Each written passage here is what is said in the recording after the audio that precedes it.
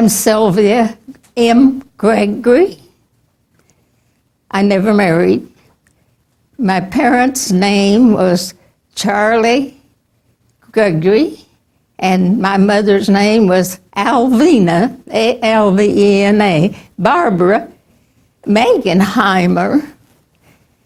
They grew up around Mooresville, and they were born to farmers, so they were around Mooresville. And though my mother came, though, from Missouri because her parents moved here. Her father was 7 years old when he came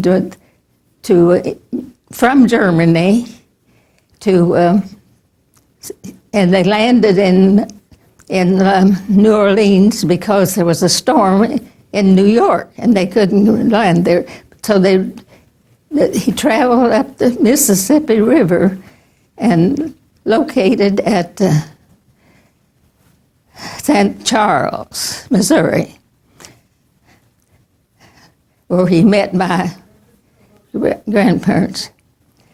And I'm not sure when they came to Indiana, but her parents came because her father wanted a different job and he wanted to change farming. So he became a farmer around Mooresville. My father's people were Gregory's around Monrovia, and he had his people were farmers also, and he had three brothers, and one of them was a doctor, Dr. Megenheimer. Somebody might remember them, because he had his office here in Mooresville. I had 4 brothers, 2 older, then a sister, then 2 more brothers. And of course, they're all gone now. I was born around Mooresville in the country, so I can't tell you a spot. But I was born in Mooresville, December the 9th, 1908. I went to school here originally, but not very long, because my father moved to Tennessee, where he bought a farm and raised cotton and sugar cane, and of course in those days you raised your own food, more or less. But my father died when I was about 8 years old. And so my mother sold the farm and came back to Mooresville, where her family lived. And I've lived there ever since, except when I went to work, I lived in Indianapolis because there was no transportation between Mooresville and Indianapolis, where my job was. Then I moved back to Mooresville when my mother got sick, and I lived here ever since. I went to school here in Mooresville to finish to 8th grade and high school. Then I went to Indianapolis and went to a business college for a year and a half before I got a job. I worked several places in Indianapolis, but the last place was Indiana National Bank, where I retired. My name's Evelyn Andrews Hine, and my parents were Jesse and Pearl Andrews. I was born here in Mooresville, December the 19th, 1913, on West South Street. The house is still there. It's, I think, the third one down the street on the right, and it's a 2-story house with a front porch. And I lived there until I was 5 years old, and we moved out to the farm when my grandfather broke his hip, and my daddy had run a grocery here in Mooresville, and it was across from Biff's in the brick building there, and he gave that up and went out to take care of the farm after Grandpa got hurt. And both sets of my grandparents owned adjoining farms, and my parents built a house right between both parents, about halfway between them. I grew up there, the oldest grandchild, spoiled by all four grandparents. I was 5 years old at that time, and I went to a slide-up one-room school when I started when I was 5 years old. I and Wilma Clarkston were both 5 years old. My aunt was a teacher, and she didn't have any first graders, and she asked our parents if they'd let us go to school. And so she had someone in the first grade, so they did, and we walked to slide-off school unless it was real bad weather, and then she would drive the horse and buggy, and we'd ride in that, the neighbor Clarkston children, and we had a lot of fun walking back and forth to school, which is about 1.5 miles. And from there, I went to, then they closed that, went to Walnut Grove, which is down close to 5 Points. They built a new school down there, and Mr. Poe drove the school hack drawn by horses. And rode in that for, I think, 2 years. And then they had a school bus, which was much smaller and much different from what they are nowadays. And I finished grade school there. And then I came to Mooresville and went to school here and graduated in 1931. And there were 31 of us in the class. I didn't go to college. I wanted to, but it was during the Depression. We didn't have the money for me to go. So I worked for some of the neighbor ladies, did some laundry for them, $2 a week, no matter how many pieces they had. And then my Sunday school teacher, which was Bell Allman Moore, her husband was Denny Moore, had a restaurant here in Mooresville, and they hired me to work for them $3 a week in my board. And after that, I married Harold Hine at Martinsville, and he was a farmer, and that was in 1932, and we had 3 sons. And one of them is Susan Hain Hines, Susan Hain Haynes' father. He's the youngest one. And we were married 74 and a half years before he passed away last year. And after that, after we were married, I was asked one day if I would come to the First National Bank in Martinsville and work. And I did. And it's something I had wanted to do all my life, and that's what I would have done if I had gone to college. So I went there and started out in the bookkeeping department and ended up as closing the real estate loans.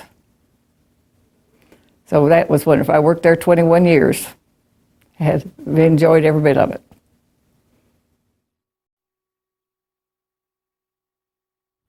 My name is John Russell Lambert, not commonly known around here as Russ.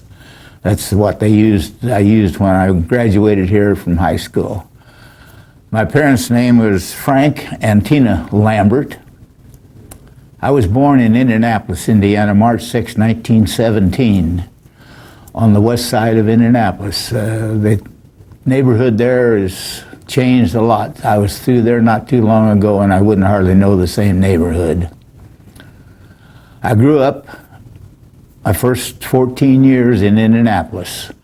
Went to school, graduated from grade school at school number 30 on Miley Avenue on the west side of Indianapolis, and then My folks bought a farm down here in Madison Township, and we moved down here. I went to school then at high school here at Mooresville for 4 years.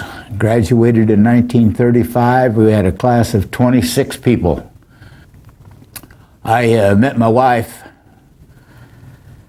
about 1938. My aunt was an instigator of that marriage, I think. She was determined to get me a wife. And we were married in 1940 then.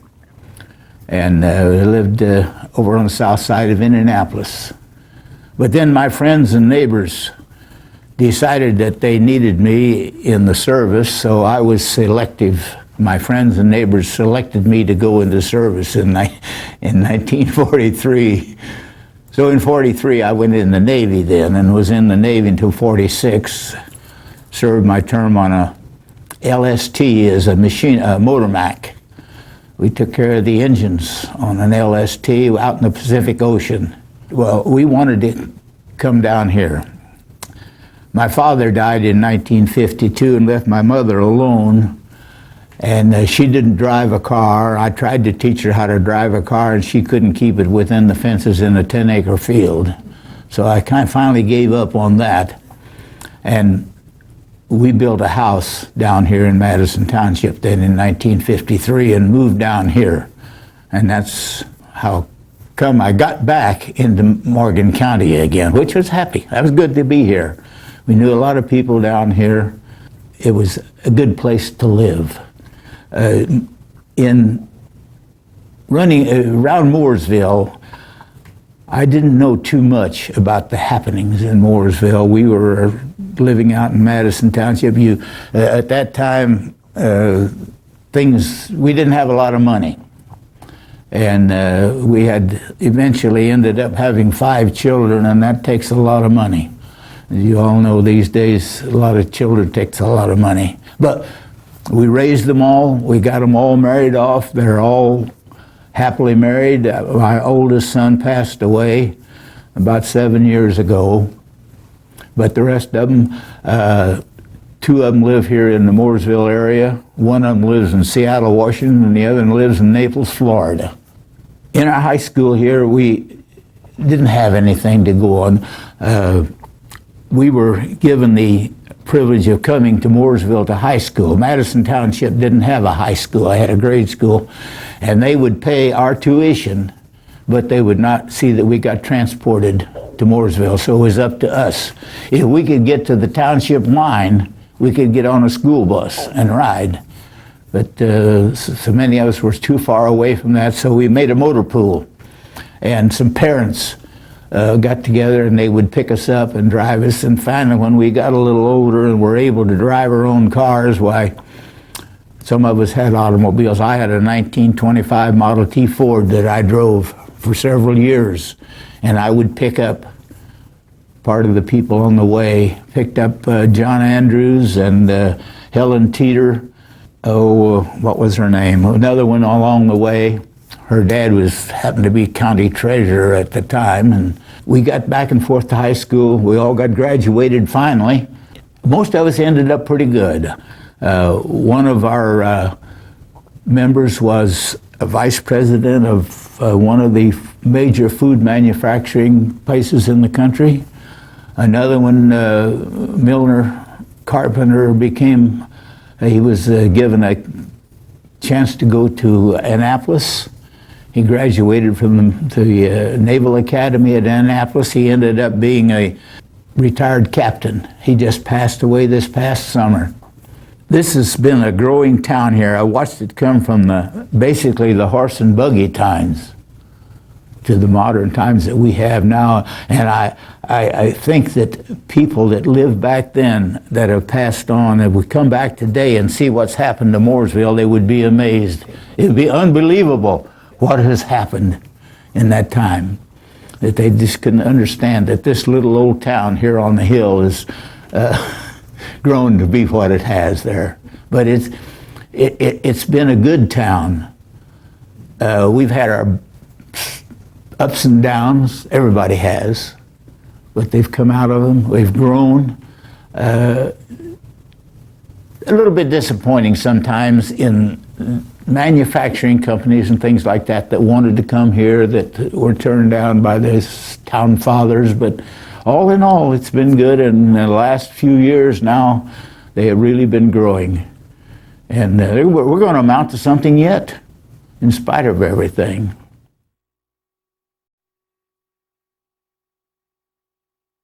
My name is Charles William Nelson. My father was William Brake Nelson.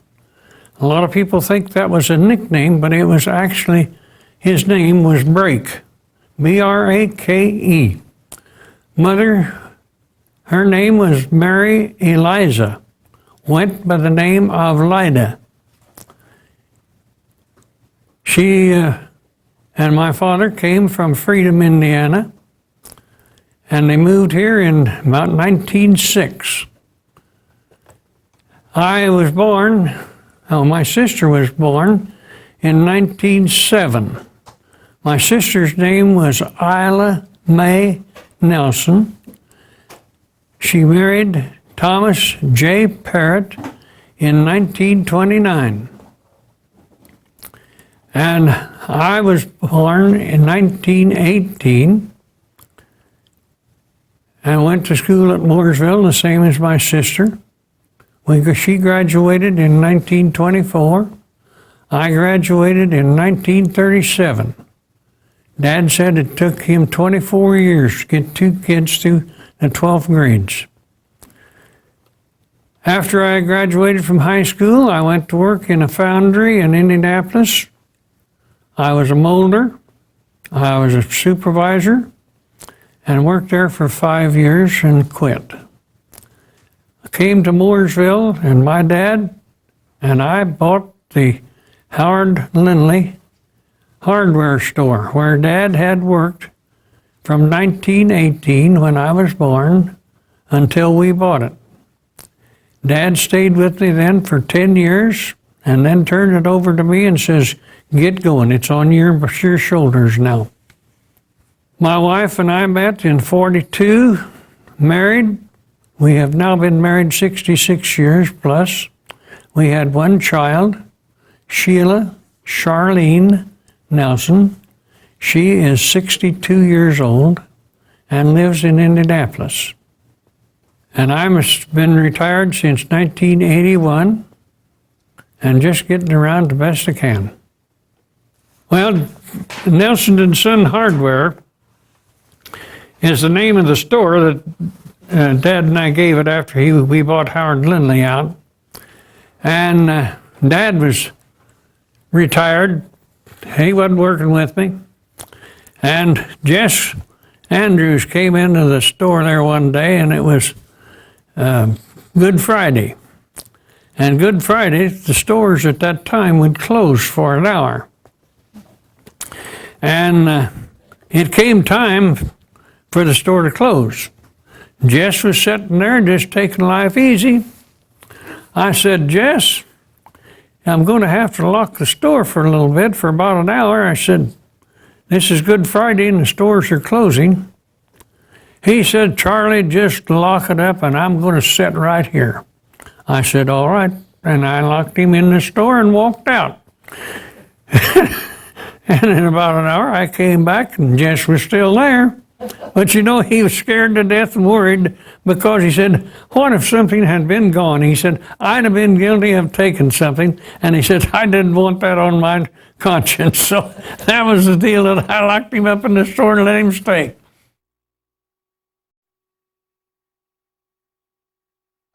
My name is Wanda Ruthie Potts.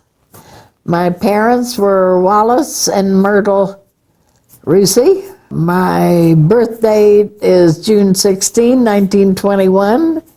I was born in Mooresville, grew up in Mooresville, educated in Mooresville, married in Mooresville, and I have 3 children, 3 daughters, Peggy Sherrar, Jan Guweiler, and Donna Potts.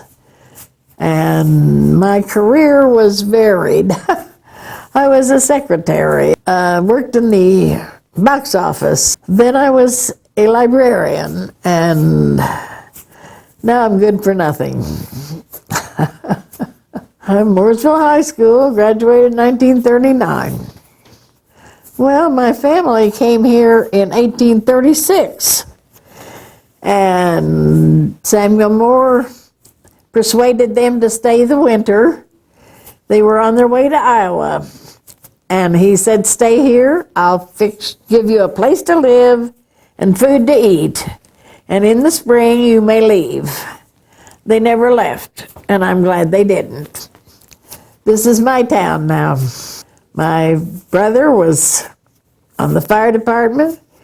He was the first walking mail carrier here. I had an uncle that was the first marshal, and so we were all involved in the town. Oh, Amos. Well, yeah, he's the most famous one. He was born in Mooresville, but actually he never lived here for very long. His family moved to Indianapolis when he was a kid. He used to come down here and play baseball. My dad played baseball with him, but Amos didn't live here at the time. And he went on played in Indianapolis and then went on to the big leagues. And was a famous person after that. So that's our claim to fame. He was my dad's first cousin. I think we've all been involved in Mooresville from the very beginning, so we can lay claim to the town. It's ours, and we love it. It's home.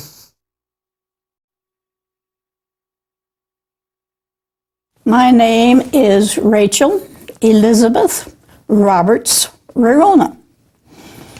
Rurona was my husband's last name, and it is Finnish. A lot of people have never heard of it before, and in fact, if you hear of a Rurona, it's probably a relative. My mother was Catherine Evelyn Ferguson Roberts. My father was William Glenn Roberts. My grandparents on my mother's side was Emma and Charles Ferguson. Charles Ferguson was a carpenter, and he built many of the old houses in town. My birthday is on August the 15th in 1926, and my mother was 30 years old when she had me. Where I grew up is a story in itself, I guess. After my father got through being the pastor at West Newton, we moved to Brooklyn, New York, and he had a large congregation at the Friends Church there.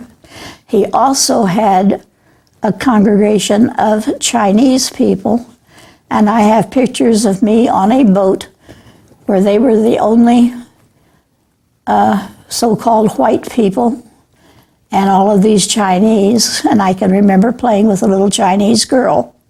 Eventually, my parents separated, and Mother and I came back here to Mooresville, where we lived with my grandparents on Harrison Street. And I now live just catty-cornered across from the street where I grew up. We lived with them from the time I was 3 until I was in 4th grade. And at that time, Grandfather decided he needed to build us a house because he didn't know how much longer he would be living. So he built us a little 4-room house on South Street. When the war came up and they were letting boys graduate with their credits, I had my regular wintertime credits and I had my summertime credits. So I graduated at the age of 16 from Shortridge High School with my Crown Point diploma while I was living in Mooresville. And I would make the bus each day up to Indianapolis and then a streetcar or a bus out to Shortridge and do the same backwards coming on back home. Again, during going to Butler, I went to summer school. One semester I was taking 22 credit hours plus working in a civic theater play. And my counselors would have killed me if they had known that, but they didn't know it, so I could do it. So I ended up graduating from college at 19. One of my friends had a boyfriend, and they were going to this YMCA, and he had some friends that was wanting some dates. So they asked me and one of my friends if we wanted to have a date, and she did. I didn't particularly. And I finally decided, yes, if we could go and meet for coffee and get to know each other a little bit so I could say yay or nay before we went to the dance. So we did that. And when we had been gone someplace, and my friend and I walked in the door, and there was my girlfriend and her boyfriend and these other two gentlemen. And this one stood up and looked at me, and he claimed me.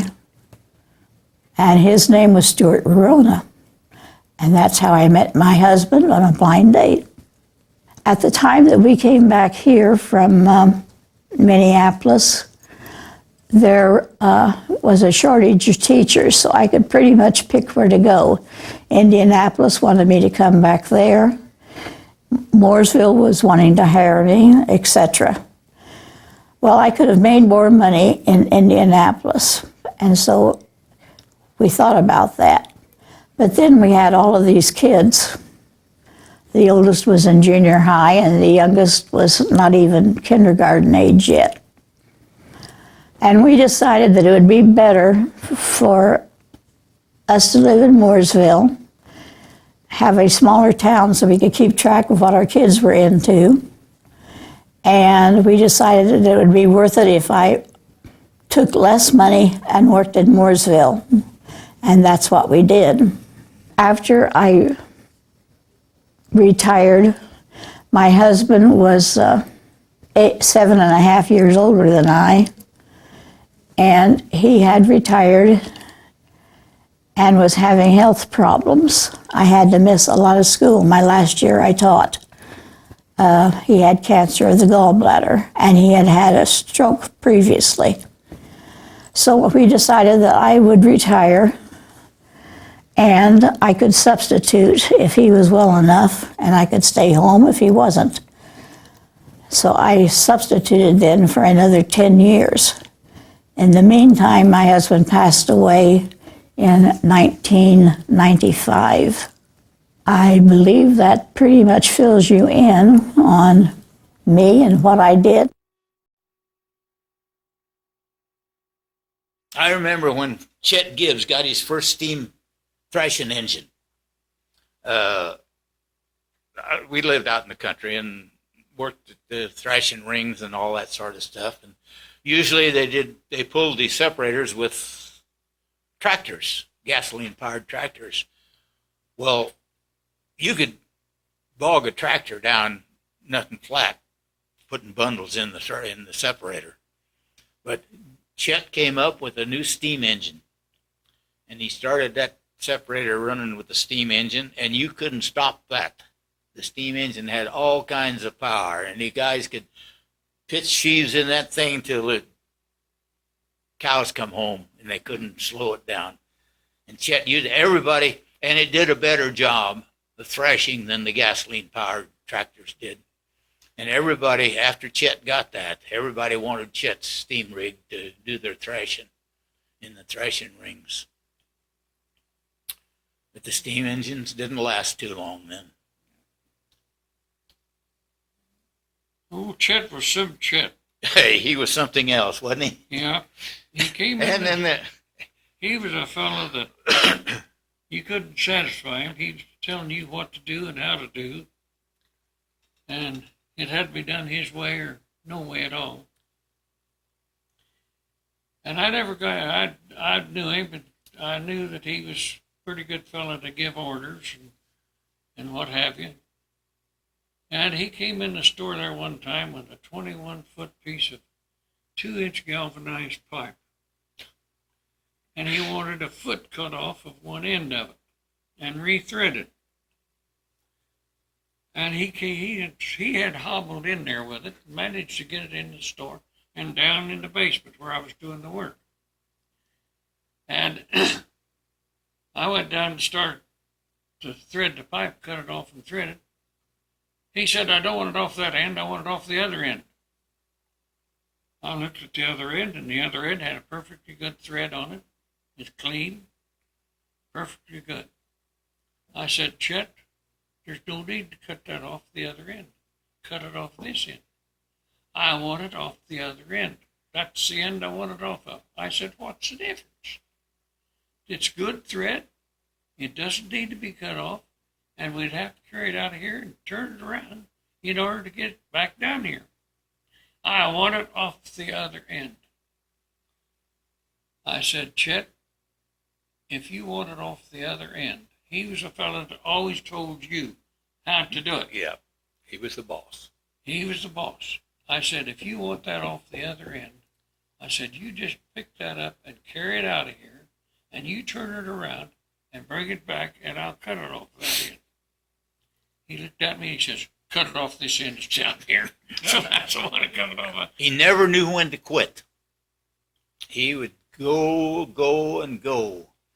And during thrashing season, the young men, Saturday afternoon, they liked to get off a little bit early so they could get home and get a bath, and get dressed up and go to town. Everybody went to town on Saturday night. Not Chet. You thrashed right up till dark, or till it got too wet to thrash. So somehow or other, a horseshoe got into a bundle of wheat one day. We don't know how it got there. And it went through that separator, and he quit. The separator quit. Everything quit. He was down for several days over that one. And from then on, Saturday noon come, Chet was ready to quit. He let everybody go. That cured him of that. Remember Herschel? Yes. Yeah. Him and his dad, they couldn't work together. They couldn't do anything together. I don't know which one was the most contrary. Herschel would leave home about 4 times a year. Yep. He couldn't get along with his dad. Yeah, he and D.G. Waitman's boy took off one time. Yeah. D.G. Waitman was a preacher at the Christian church. And he had 2 girls and 2 boys. Truth and the other girl, I don't remember her name. Then Splitter Waitman and Herschel.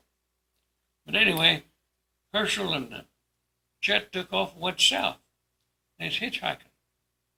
And they got way down there someplace, and they didn't allow hitchhiking on the highway.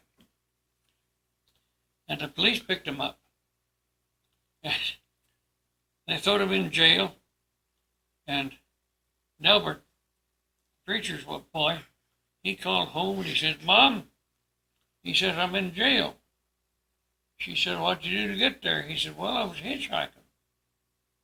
He said, send me some money to get me out of here. And he said, I'll be home in a little bit. She said, you know how you got there, don't you? He said, yeah. She said, that's the way you get out. And hung the telephone up. Herschel was with him, and I don't know how Herschel got out.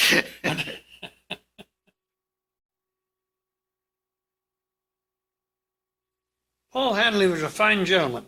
He was very quiet. He had very little to say, but he was a fine artist, and he kept busy all the time. He traveled quite a lot, traveled over the United States, and I guess out of the country a time or two. And he was also a teacher at Indianapolis, and he was just a fine gentleman. That's all you could say about him. Quiet, and he would call his mother every whipstitch. If he was away from town, he'd call her every few days, but they didn't have a telephone, so he called our house, and I carried the message over to Mrs. Hadley.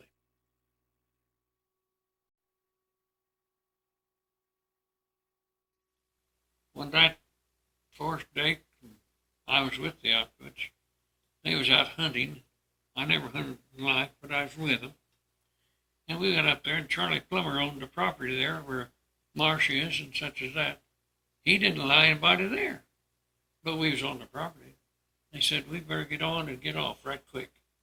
Because if he finds that somebody's on here, he'll throw us all in. And they did. We went up there, went through, and turned around, come out. Charlie Plummer owned all of that property up there. And look at it now. And you go all the way from Mooresville there through to Slide Off School and on down. Oh, yeah. You used to, you couldn't do it. No. They had that little jog in there, and he was done right there. You quit. You couldn't get through. Remember the county line up here. Right past Marsh grocery store, going east.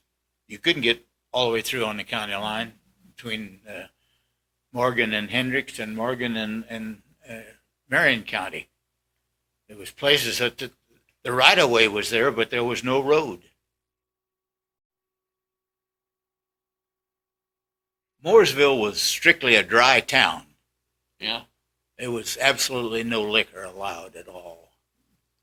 And John Switz was town marshal at that time. John weighed about 300 pounds, I think, and nobody sassed John Switz, that's for sure.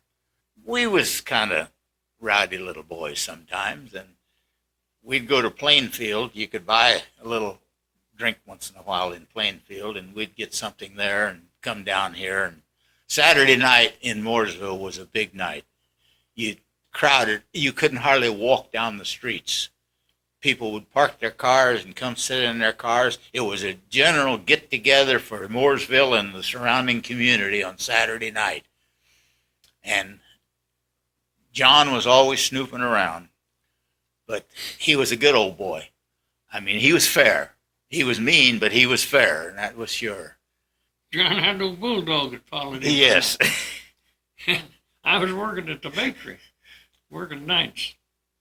And the old dog come in there, and we boys, the old dog decided he wanted something to eat, so we feed him some donuts. And we feed him the bakery goods. And he got filled up pretty well, and the big oven was over there. And it was good and warm. He laid down with his back up to that oven. It was cold weather outside. The old dog laid up there with that back up to that oven. He just went to sleep. And those donuts and Evans and Bismarck's began to swell. After a while, John come in and he looked at his dog. He says, what in the world have you guys been doing to my dog? He's all swelled up here. He's about twice the size he should have been. Then one night, the boys was stealing chickens, and they brought them into the bakery, and the boys in there dressed them and put them in the oven and baked them. And after a while, John come in, he says, fellas, he said, the guys have been out stealing chickens tonight. He says, you better watch for them. I said, okay, that's all right, we'll take care of that. And John sat down and he eat chicken for all there was in it. But he was eating stolen chicken that night too. So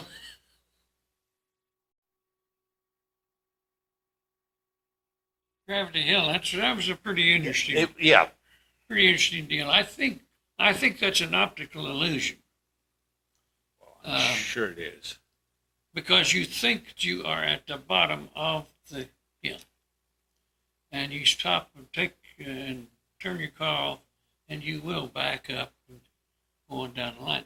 There's just enough push from where you've stopped to get you going over that and back going east. So I think that's somewhat of an optical illusion. I can't prove it, but I've been out there, I've done it. My daughter has done the same thing. She took, I think, all of her grandchildren out there Christmas a year ago, and they tried it, and it worked. It's a little bit shady because there's so many people live out there that it's pretty hard to get that job done without somebody interfering. Yeah. So I would be a little leery about doing it. But no, they've had a lot of write-ups about it down in the paper in Indianapolis and different papers around, and it's been a conversation piece for quite some time.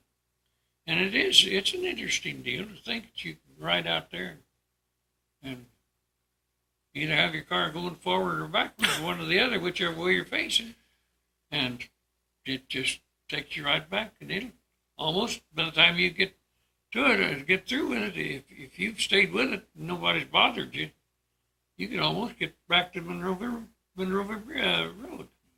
And Sumner Sellers lived on one side of that. They had property on the other side of the road. And he and his granddaughter was going out to come to town one day. Sumner was driving, R&D, it was R&D. R.D. Uh-huh. Sumner was the son. R&D was the fellow that owned all the property. Grandpa just didn't stop. He just drove off the lane and turned the corner and started to Mooresville. Didn't even stop. His granddaughter says, Grandpa, you're supposed to stop here. He said, I don't have to. He said, I own property on both sides. And out the door, that's what he went. And that was, well, what would he say if he see that farm now? Oh, I'll sell you. Yeah. Oh, Well, I get. homes on that place, $200,000 and $300,000. You wouldn't know if the thing's the same place.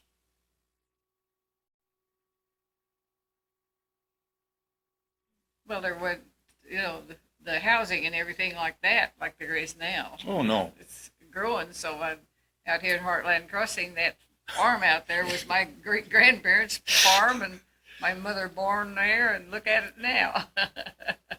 The little town of Friendswood there, about a mile away, and little grocery store and the mill and all that. My great grandparents, my Clarks, were there on the corner. Yeah. And Yes, Baptist Dad, have you ever church. gone out to that farm and got pawpaws? There you yes, yes, Yeah, you had a big bunch of pawpaws out yes, there. yes.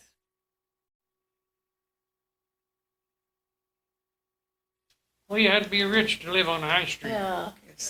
Yeah, They that were was the bankers and the loan sharks. the Lawrences. He surely didn't have those things. Did he? No, and that was Holden wrong. Skinham Lumber Company. Uh-huh. Yeah. Yep. They had the money to, because they paid for it themselves. It wasn't done by the town. That's why they call it still Silk Stocking Row, because they had the money to have it done. The rest of the ladies had to wear cotton stockings. But The rest of the ladies wore cotton stockings. yeah, I can remember during the war, I was getting my education to teach. And when I was doing my student teaching, I had to wear hose. And there were no nylons. They were just beginning to come out. And you had silk stockings. It would run the first time that you put them on. And you had silk cotton stockings. And the most horrible thing during my student teaching was having stockings to wear for the next day.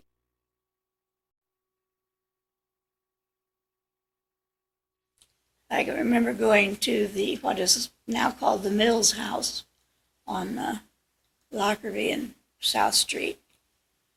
And their last name, I think, was Wheeler, and they had a dairy or something.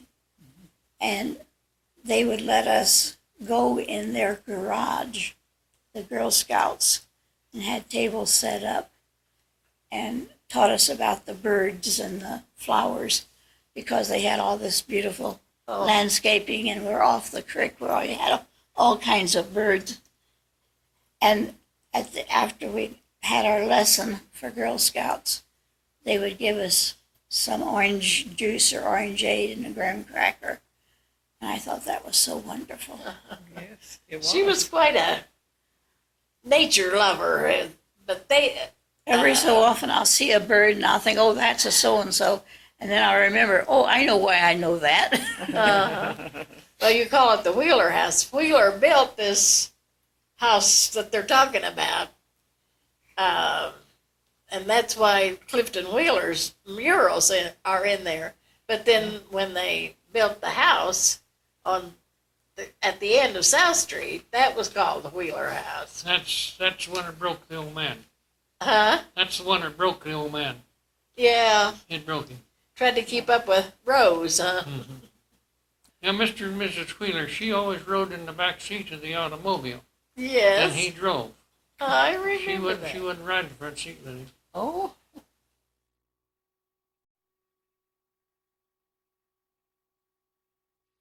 You've got to remember Samuel Moore's town was 4 blocks square. Yeah. And then gradually it got a little bit bigger. When I was a kid, I think maybe we might have gotten to 10 blocks square. I don't know. Well, And where we are sitting right now was just fields and country. And when I talked to the young man from the high school this past spring, he could not get it through his head that this was just field, that there was nothing here, that town had ended back a couple of blocks. the rabbits, my brother went rabbit hunting back here, lots. Yeah, that's hard to realize now that we were 4 squares and everything we needed was here. We had doctors, we had lawyers, we had several grocery stores. There was a barber, there was a jewelry store, There was a dentist. Dry goods. dry goods, I suppose, 5 and 10. luncheon counter, Hardware little, store. Yeah. restaurant. You didn't need to go to the city.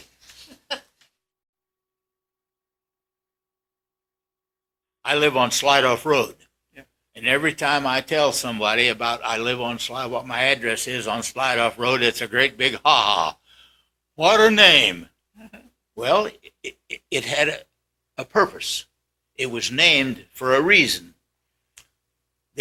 John Stokesbury, who owned the land around the intersection of Slide Off Road and Landersdale Road now, he donated a spot on the corner to build a school. And he raised a lot of wheat, and he would thrash a straw pile behind that school every year. Yep. And the kids would slide down that wheat stack, straw stack. And they got the calling it Slide Off. That's right. And it became Slide Off School. That's right. It's Slide Off Community, it's Slide Off Road. I was at Purdue University. In high school, I was in the agriculture class, and we made a trip to Purdue University.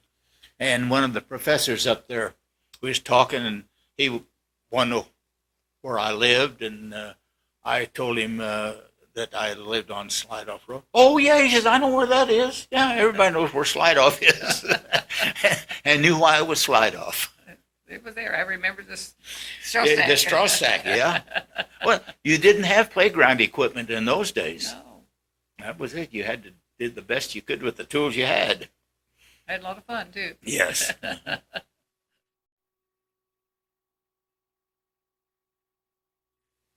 I can remember things like the old settlers.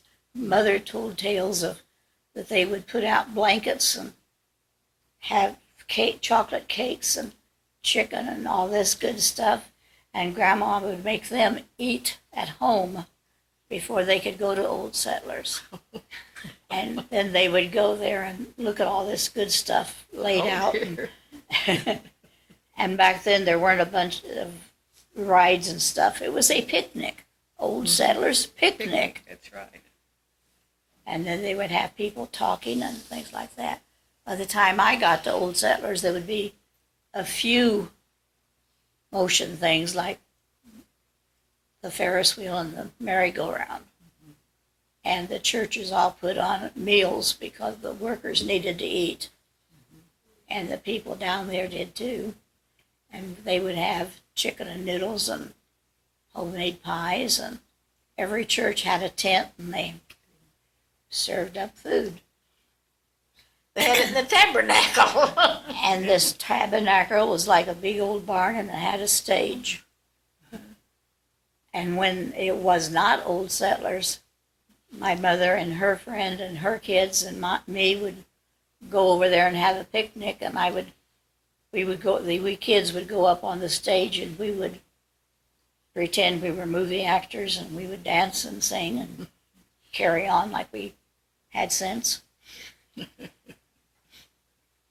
Speaking of old settlers, my younger brother, he was 5 years younger than I. And he wanted, of course, wanted to go to Old Settlers. And we lived in the country, and Mother said, well, you can't go, it's raining. He said, well, it's not raining, it's just a little sprinkle. And he had to go. So Old Settlers in those days was really something. Yeah. More so than now, because it was family, more family. Yeah, you just It was lived a- for Old Settlers. Yes. It was a reunion time. That's right. Seeing the people you hadn't seen since last year. That's right. Yeah. So the most I remember of the 20s was Old Settlers and the Christmas parties. I think it was the Dorcas Society that had a Christmas party in the old gym. And, well, for people that were poor, they didn't have many parties. Everybody got a sack of candy, some maybe an orange, and Santa Claus came. Yeah. And it was quite a thrill to, you know, people don't understand that we were a family. People went to the same church, they went to the same school, they went to the same parties. It was like a big family, and it was fun. And after church, there'd be some family would prepare a meal and ask 2 or 3 other families to go home with them. Oh, really? Yes, I remember that. My parents and some others, we went to Mountain Gilead to church Uh-huh. and lived out there where Susan now lives. And they But expected that. Excuse me. Every Sunday, you know, one of the families would fix the meal and the others would go and we'd have a fun time. The big thing was to try to figure out who was Santa Claus. He'd come out dressed up in his Santa Claus uniform. And the kids, you know, whisper, I think it's so-and-so. But we never knew, or I didn't. I don't remember the Christmas get-together, but I remember the Halloween get-togethers. Yes, they had a Halloween Which was party, too. also at the newbie gym. Yes. And Mildred Thompson told her bird stories. they would have you to march around in a circle, and they would decide who was the funniest and who was the prettiest and who was the whateverist. And I know one year Mother and I won an Indian blanket. We thought that was pretty good.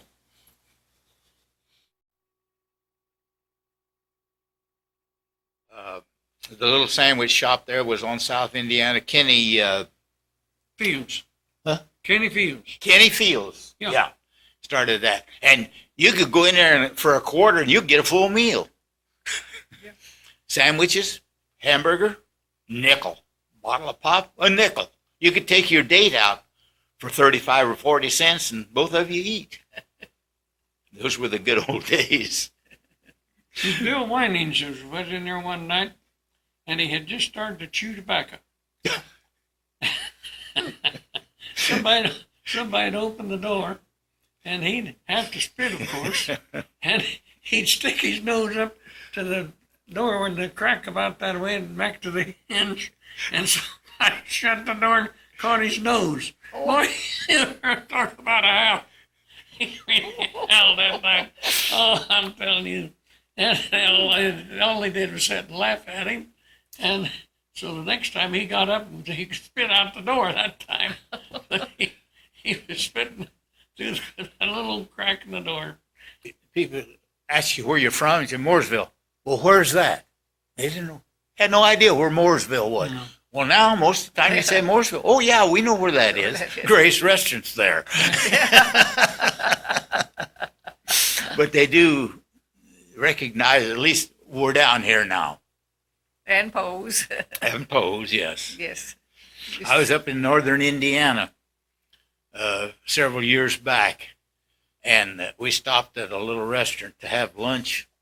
And I was talking to the people in there, and they saw I was with Lowell Haltom. It's when he had the John Deere place down there. We delivered a tractor up to a prison up there. We were talking. They saw the name on the side of his truck, and we got to discussing where it was, and then somebody says about Gray's Restaurant. Oh yeah, we know where that is. They didn't know anything else about Mooresville, but they knew where Grace Restaurant was. Mr. Poe used to be the great grandfather that Yeah. used to be my school hack driver. Oh, is that right? Oh yes, Uh-huh. down to Walnut Yeah. Grove. Yeah. So they were our neighbors and friends, and they still are to this day really great friends. Oh, Oh, yes. Poes are nice people. Wonderful people. I think a lot of them. I've known the Poes for many years. I have a long Yeah, time. longer than I have. Yes. Yep, I've been to school with some of them, the I older ones. we had some friends in Indianapolis, and they would every time they was around Martinsville. That's when Poes had their restaurant in Martinsville, and they would stop. They liked to eat there, so they'd always stop and eat. And I was talking to them one day, and the lady said, "Well," she says, "I always like that little man that greets you in there." And I Oh, said, "Do you yes. know who that little man is?" I said, "That's Bill Brad. Poe, and he owns the place." Brad, oh, everyone loves Brad. And everybody loves Brad. Brad is still out here and Yes, going. yes. And he knows when you've been there and when you've not been Oh, yeah, there. yeah. He'll Oh, tell yeah. you how long it's been since you've been there.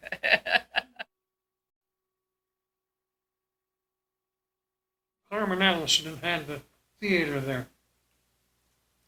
Where the Times office is now. And I had that run paper route, run a theater, and it was quite busy. Skinny McCarty had it before Harmon Allison. Yeah, Skinny McCarty. Uh-huh. And you would go, and there would be a newsreel, because there was no TV, Yeah. and there would be a cartoon, and then there would be the movie. And I don't remember, was it a quarter or less? 15 cents, 15? I think. Well, first it was Idle Hour, and then it was the Ritz. And then I don't know what after that. When Harmon had it, it was the Ritz. They had popcorn. That's all they had, as I remember. I don't think they even had drinks. They had popcorn, I Yeah, remember. popcorn, no drinks. No.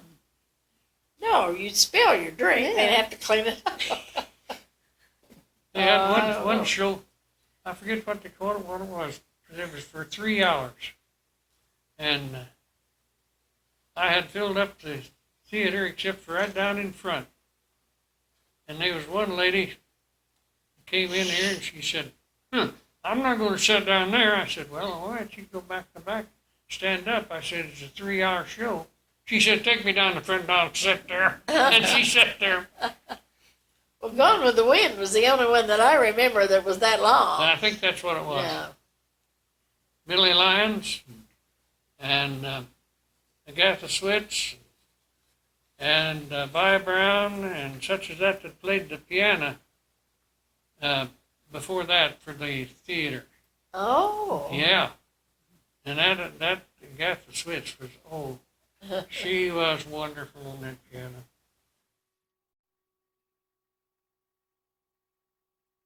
About the only time I had toys was when Christmas came, and I might get a doll.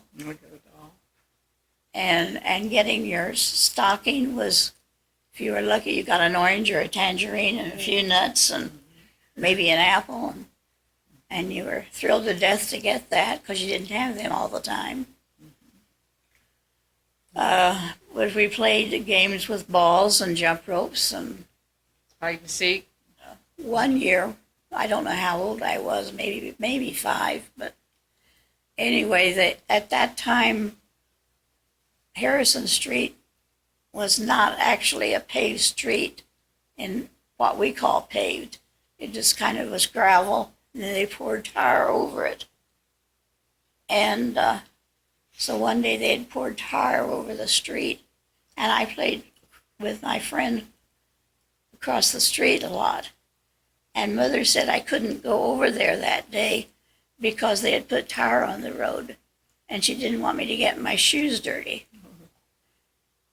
So I thought about that, and I figured out I could take off my shoes and socks and go across over there, and it wouldn't hurt a thing. But my feet kind of objected when they tried to take all the tire off. We had a creek close to our house when I was young, real young. And we'd go swimming, because that's the only swimming pool we had, this creek. And we had a dog, and soon we'd get out our bathing suits, which were not bathing suits, they were old clothes. And that dog knew we were going to the swimming, and she would get so excited. She always wanted to go with us. And it's a good thing she was with us because she protected us. Oh, yeah. When I was a kid, they had a small swimming pool there on South Street, where the lumberyard, I get whatever you want to call that is. Yeah. But there was a miniature golf course there, too. Do you remember? I don't remember In that. summers, Yeah. Lloyd Rusi and Tommy Macy Yeah. were teachers. So they were looking for something to do in the summer, and they built a little miniature golf course there in front of where the swimming pool was. And that lasted several years. I don't know what happened. Maybe probably the Depression. Yeah. And May McElwain run that pool for a while. Right. And the women who was working, they'd take their children down there and send them swimming. And May was babysitting for them, and she got tired of it and finally closed the pool out. Oh, well. Yeah, that's right. I forgot that they did that. Well, that was a nice pool, and it was a nice thing for the town. Not every little town the size of ours had a swimming pool.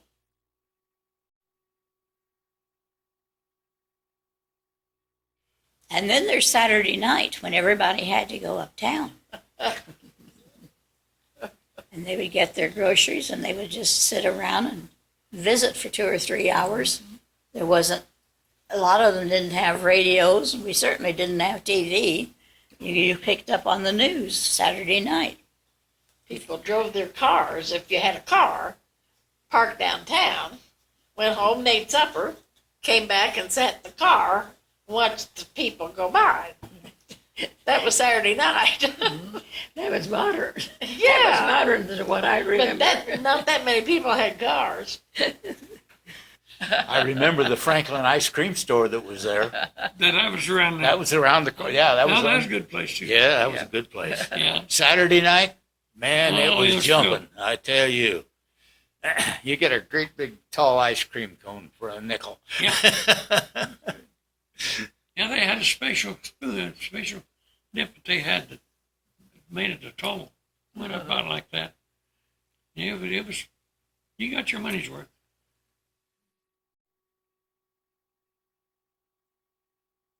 George Long, he was the principal. Yeah. And when you got word to go to George Long's office, man, you never knew what was going to happen.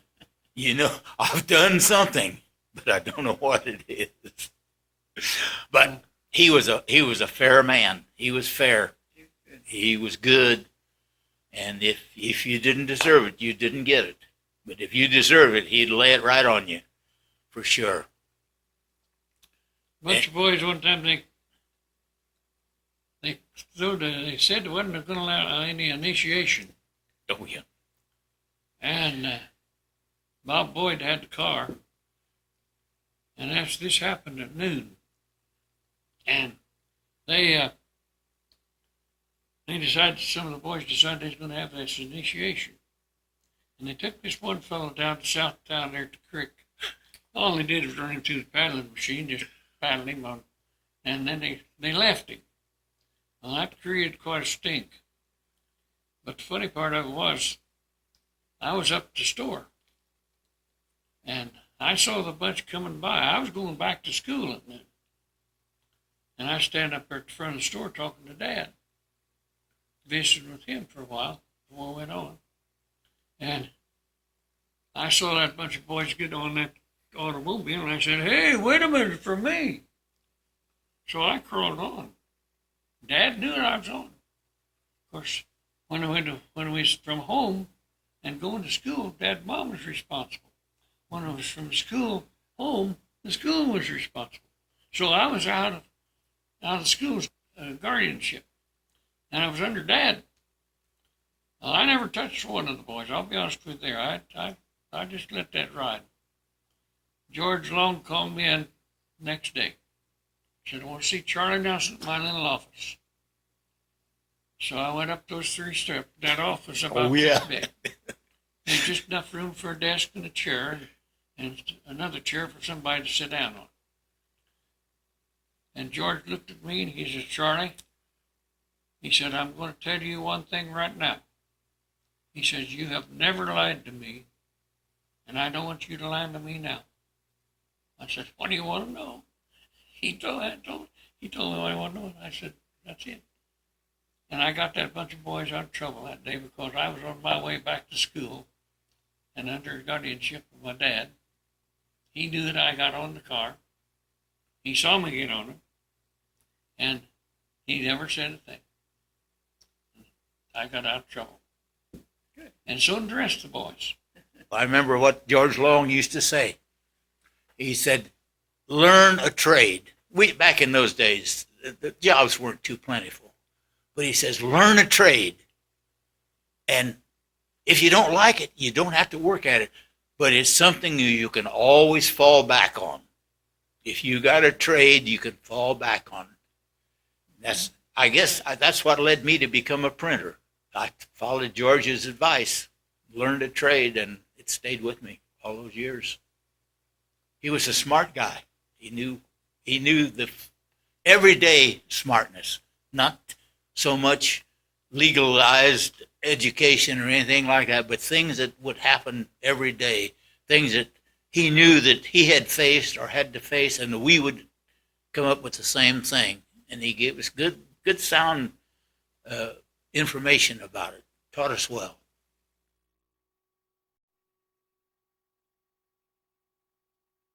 I think I liked all of my teachers pretty well. I had a Latin teacher that one semester gave every one of us 74 on our report card. Every one of us, not just one, all. We didn't forget that. No matter how good or how bad you were, you got 74 that year. Lewis Truax semester. Lewis Truax was a good teacher, but he never knew where he was with you. He'd kid the life out of you, tease you till tease wouldn't have you. Mm-hmm. And I'll tell you a little off-color story about Lewis. I was in a carving club in Indianapolis, and there was a fellow there, and he found that I was from Mooresville. He said, Charlie, did you ever know Lewis Truax? And I said, yeah, went to school to him. He said, that son of a gun, he said, he's my uncle, but he said, I'm mad at him for a lifetime. I said, what on earth did he do to you? Well, he said, we was over there at Eminence. That's where he was raised. He was over there to Eminence, and he said we was driving the horses down the road there, going someplace. And he said, I had a new straw hat on. And he says, that dang fool, he said, he grabbed that hat off my head, raised the horse's tail and slapped that hat up there and let loose the tail. And he said, that tail went just like that. He said, I never wore that hat after that. He said, I'm going to kill him. But the boys decided, they told a story on him about he had the truck in the back of his house there, and the boys decided they was going to move the truck on Halloween. And so they went down and they got a few of the boys, and they moved his truck. And he was sitting in the house watching them. And they pushed and pushed and pushed. And they got about a block away from home or so. And he went down after him and he said, boys, he said, you've just worked too hard. He says, I left the key in it. He said, all he had to do is turn the key and get going. In our senior year, who was the manual training teacher? He lived here. Truax. Huh? Lewis Truax. Truax, that was it. Anyway, he had a 33 V8 Ford coupe. Yeah. Yeah. And in our senior year, well, we were getting ready for graduation and doing stuff, this, that, and the other.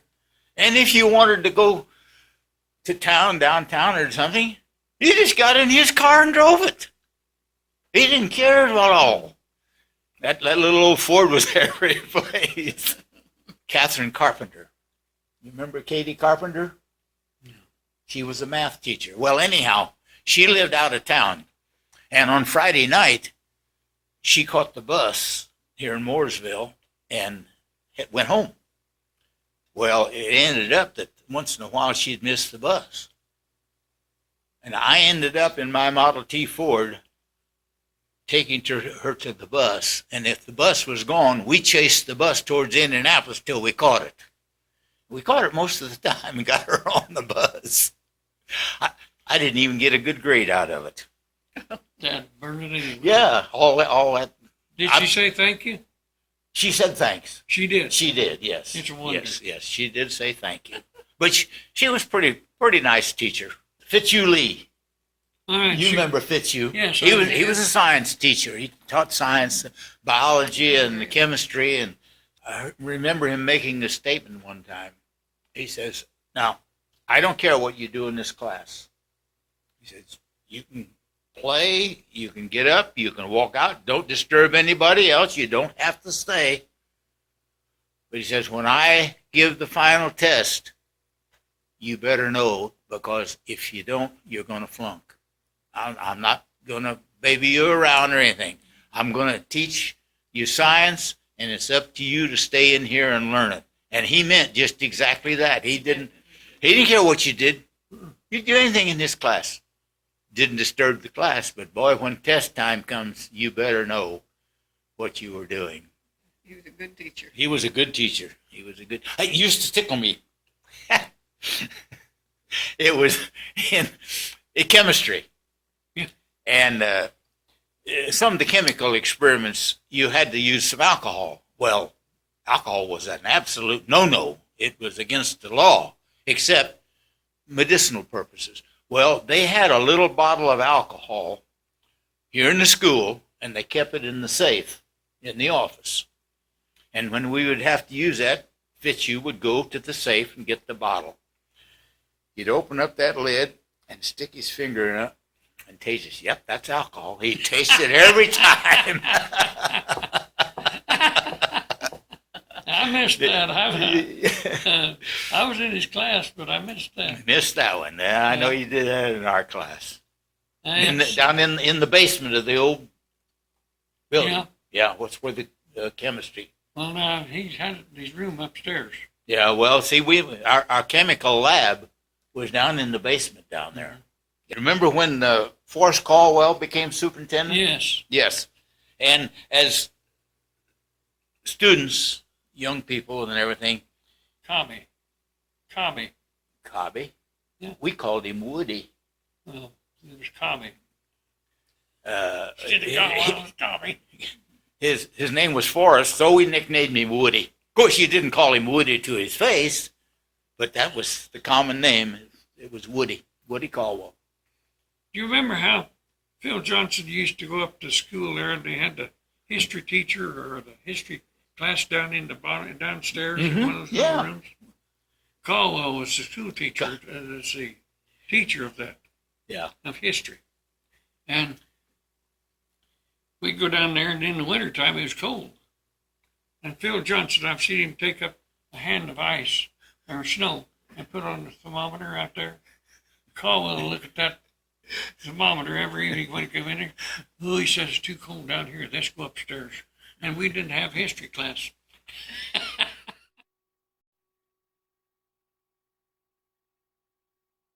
Back then, there were no cafeterias in the school.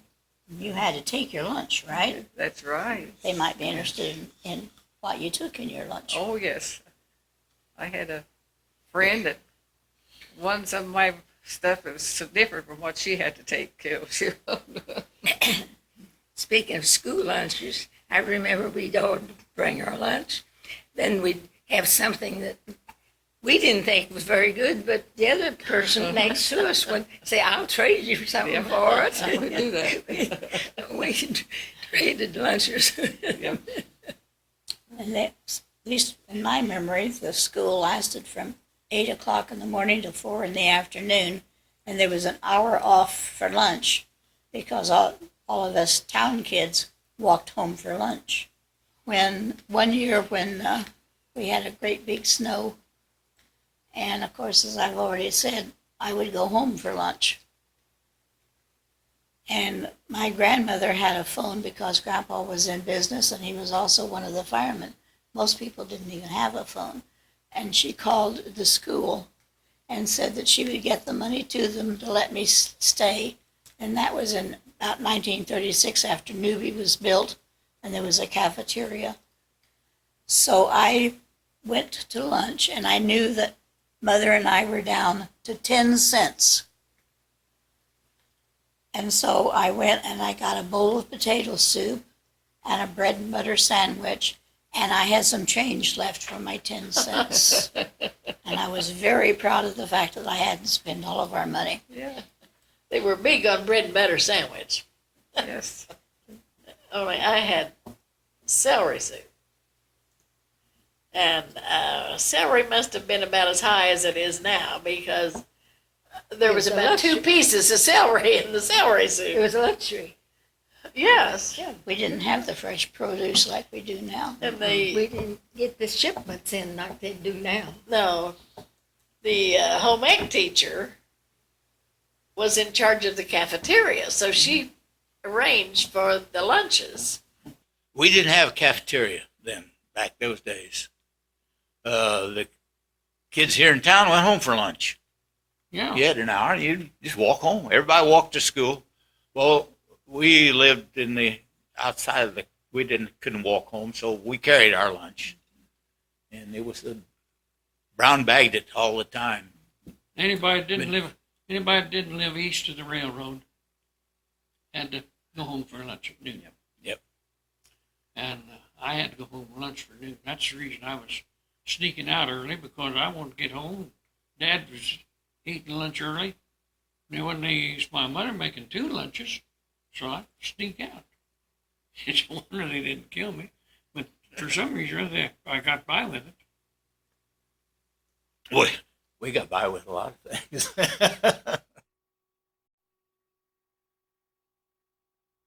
Russell, you was telling about the school and such as that. The only thing I can think of is the foolishness that went on. Well, there was some foolishness went on in the school, yes. Yeah. There were some of the students that just had to do things. But if you remember, every time that we had, which was morning and noon, George Lowe always had to count noses in the assembly Yes. and make the announcements. And for some reason or other, I don't know why, but he said, I want to see Charlie Nelson in my little office, either of a morning or at noon. And I have never figured out why. Don't know yet why. No. And he's dead and I can't ask him. Well, that's the way it goes. Well, the memory I was going to tell about slide off is that we'd have recess, about 15 minutes in the morning and then in the afternoon. And Lenore Church and I ran down the road. We were playing hide and seek. And we hid behind a tree down there on Stokesbury's land. And we didn't hear the bell ring. My aunt was the teacher. And it went on, and we didn't hear the bell. We decided we'd better go back, But then we were scared. So we went back, and she made us sit up in front in a corner with our noses right up in the corner. I remember that. Leave the Newby building and we go down to the creek. Slip down there at the creek. Didn't have any time to get wet, but then we had to get back to school before recess time was Yes, over. that's right. I know. One guy that used to get out of school, I can't remember his last name. His first name was Bob. He was not a very good student. And George Long would let him out of school to go down to the creek and get him a mess of fish. I told you that yesterday. That's Bob Walker. Bob Walker, that was it, Bob Walker. Bob Walker. Yep. Yeah, Bob, you can go, he'd let him out of school and Bob would go down and get him a mess of fish. I was telling him about that yesterday. He was the only one that I ever knew of that had enough nerve to call the teacher by his first name. Yeah. And he'd come in and say, George, there's a mess of fish down there. Said, I just saw him down there. Got to go get him. George said, no, Bob, you go to school. But George, they're down there and they'll be gone by noon. Said, I'll come back by noon. I'll be back here at noon. No, Bob, you're going to stay here. George, I want to go get those fish. And there's a mess of fish in it for you if you just let me out of here. He said, I'll be back by noon. George says, you might as well go. He said, that's what your mind is making up right now. And he said, you might as well go and get that over with, and you get back here at noon. He got back at noon. George had his best fish. I got my first paddling in high school. George Long paddled me. He did. Yeah, he did. We were in the assembly hall before school one morning, and it seems as though that an apple got thrown around in the school. And there was Ray House and Bob Martin. I was an innocent. I didn't throw the apple, but I was there. And we ended up in the principal's office with a lecture and a paddling. 3 whacks with the paddle down in the manual training room. All of us got it. Did you get paddling when you got home? Nope. I don't think I told anybody. Oh, well, my dad always said to my brother. I know. My brother and I, if you get paddled at school, you get paddled to get home. He meant it, too. That's what I always told my kids. You Yep, get paddled he at meant it. school, you're going to get paddled at home. And that would have happened. I didn't like to be in any activities to mount to anything, like the junior play and all that. I hated that thing. I had a part in it, but man, I didn't like it. Never did like it, but it was necessary. It was that or else. Frances Jessup, Yeah. you know, she was the one, and could she play the piano? Yeah, boy. I'm telling you, she was a good musician. And I've seen her sit there, and she'd get these plays started, and she'd sit there and play the piano and never put a piece of music in front of her. And something happened, I've seen her jump up, bang like that, and she'd straighten that bunch out, or wham, right now. Right back to that piano she'd come. And then, of course, they always had to have entertainment during the break, in between the first and second stage, and then the third one. And it was up to me. They had Charlie want that cornet solo. You had to play. I had That's to right. play it. Yeah. And we had one old teacher that I didn't like her, and she was having a play, and she was putting it on. And I was working at the show, and she said, "Charlie, I want you to have trumpet solo in between the acts." I said, "I can't do it." She said, "Why?" I said, "I'm working. I can't get off from work." And she went to Harmon and said, "I want him there." I couldn't get out of it. I had to go. You had to do it then. I had to do it. Harmon let you go. Harmon let me off the work. Yeah. Harmon Allison owned the movie theater. Yeah. Basketball was a big thing. That was the big thing. And I was just thinking, Fred Glidden was a neighbor of ours down there on South Street. And he's one of the, here he is. And he was the biggest coward you ever saw in your life. But he was the one that sold tickets at the ball games. Well, consequently, he had some money to carry home with him. Now, we just lived 1, 2, 3, 4th house. He just lived the 4th house east of us. And he could take me to the ball games. And then he wanted me coming home with him, so that if something happened, he had some proof that he was robbed or such as that. And he never came home the same way. He went home a different way every night, and that was my job to go to ball games with him. And the rascal made me pay to get in, too. Oh. Basketball was good. The Mooresville teams, how'd they do? Well, they did all right. They did Connie good. Fields was very active. Ross Darcett was very active. Yes, He was really a picnic to watch, yes. They were good. and they had a good active team. I remember Daddy bringing me in and to the ball games, and then he'd come back and be out there waiting for me after they were over. so I could come. And Herb Shields was Connie's dad. Connie made a hot shot one night. Herb was up about 3 rows high, you know, and he jumped off the high banister, the bleacher, and he hit the floor and he said, "That's my boy, that's my boy, that's my boy." And Connie went with that name, "That's my boy," That's for my boy. a long time after that. Yep. He was in my class. We had a junior senior prom. We went to Indianapolis at the Lincoln Hotel, which is no longer there.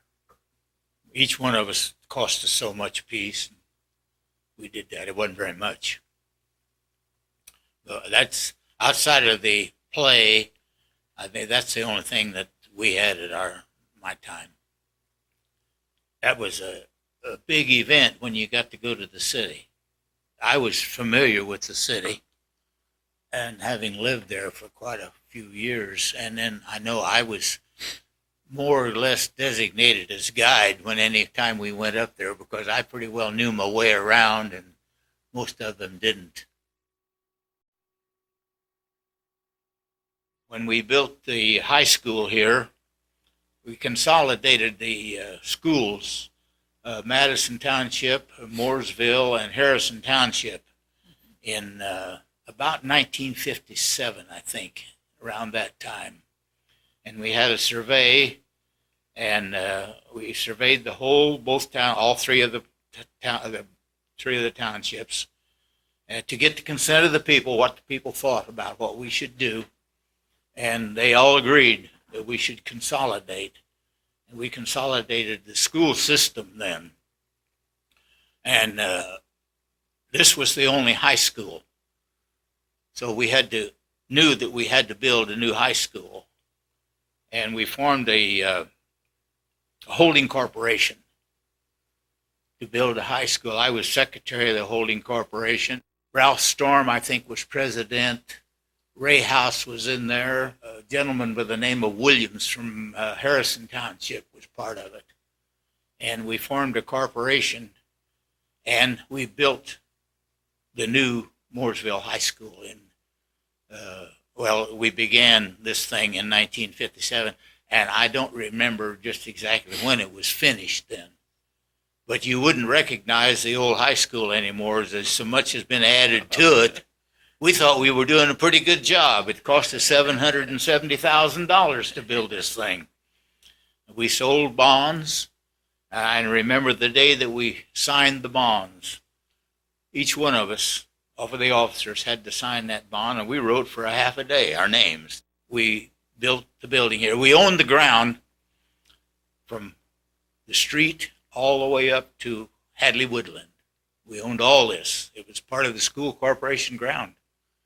I don't recall how we got it, but since then, part of it has been sold off, and the high school has been added 2, 3, or 4 times, and tremendous growth. But that was, we've debated over how much we could spend, what we can spend, how much money is it going to cost us, everything, down to the last brick we had to figure on what we could do. And the question of air conditioning came up at that time. Air conditioning was not too plentiful at that time. And the engineers came up with the idea that they could build an air circulating system in it that would circulate air out of underneath the building and would help cool it in the summertime. So we put that in. It worked very well, but it had to be worked properly. The windows had to be opened, and then the fans, big blowers in the basement, started, and then that would circulate the air. Well, after then they come along, they sealed up the windows then, put in air conditioning. Well, the old system was of no value anymore. But it was one way of trying to keep the building cool at that time. It cost us quite a bit of money, but through the efforts of everybody, we paid that bonds off, paid everybody back we sold stock to start with. I think it was $5 a share, and we raised a couple $100 maybe that way, stockholders. And that's the way we start. All the stockholders have been paid. I've still got a list at home with the stockholders. They were all paid off. All the bonds were paid off. And school's been added to since then. Our education here in Mooresville High School was good. It wasn't elaborate. We didn't have a lot of the extra special curricula that a lot of the other school has. But what we had, it was good fundamental education. And we learned the things that we were going to need after we got out of school. Well, there was only 500 from first grade to the 12th grade. Yeah. And George Long made the remark one time. He said, "You folks don't know how lucky you are." He said, "We know you, we know your parents. The parents know us." And said, when you go into Indianapolis and go into the large schools, he said, they don't know you. They have no idea who you are or what you're going to do or anything of the kind. And he says, how lucky you are to be going here at Mooresville. And look at it now. 300, almost 400 graduated this year.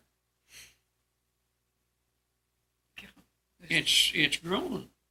Very much. 31 in my class.